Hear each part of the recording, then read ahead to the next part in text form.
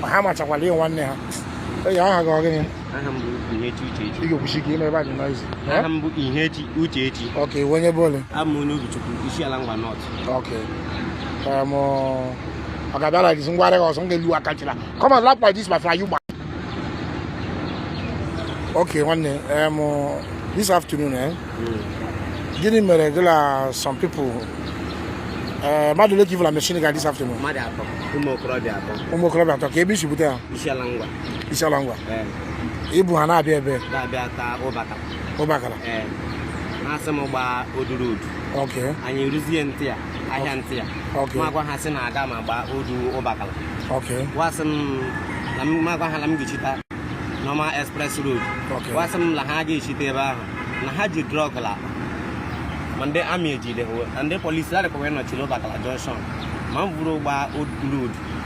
Nagi is supply you home. Wakomo Goma Lava.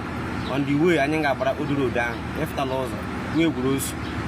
Also, Pepe, we don't who me. Why you were driving? Why am I driving? Number Chabaji.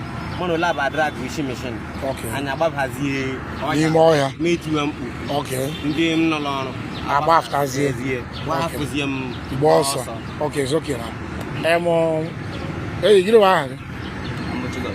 She goes, you want to body? You want to okay. What happened is this young man here, 3 people hired him from Isialangwa to Abia. And how about Old Road from Isialangwa to Abia? Yachi join express in that Simbana, Ndami no lose on half with drug. Coba Old Road Shintega Potala slaughter. I go slaughter where? Before that Kelechi farm, here we also tell Alanya. Drag one machine with him. How that the more here when Boba break. Luckily, when they no law here, and then they no farm here. How after for his rescue. Nda was also Baba Zeli Moya. So they now called us. This man Nda will tell me he tried to clean his eyes. She can rescue his machine and himself. Nda no Limoya was yonya la phone. Abia Bruha. And according to information, they said they told this man, Laura Abia Liria Kola, Yabia Bruha. When gave room machine Bia Ibundia. If you don't that, luckily, the Olandika rescue Onya and who's Onyanka immediately. Rush is there, buy my machine here. You got a boys and this man, his phone has been ringing, letting me about. This young man now, hey, is that again?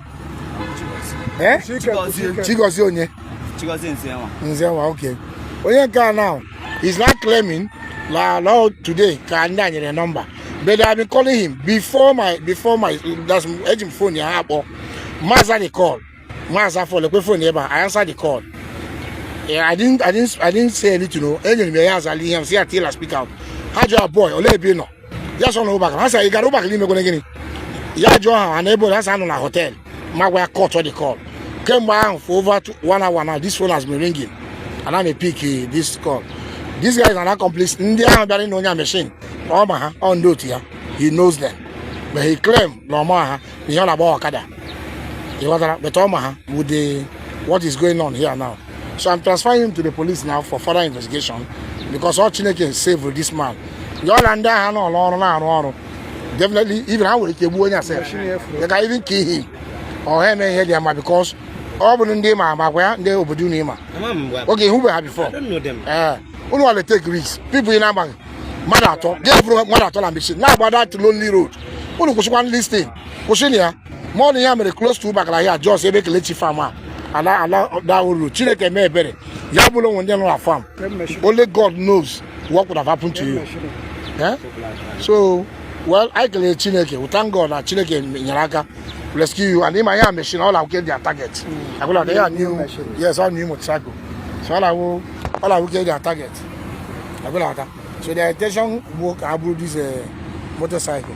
So I got police station so that I will give me hand over this man when I make a statement.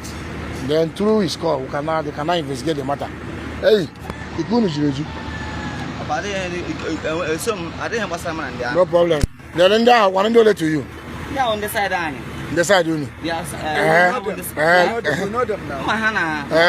Don't have any business. I want to get business. Hold on. I am mana gala ha so na business but take a try ka kpota mbara ba gbagala phone so gini asem hello kebem no masam no baka junction ya ju gini masam no kono bakele mo agini ya su lo na ebe ya sim no na hotel we be say masu me gini yes sim ko sa de ko go that is all I want to from you no problem so find out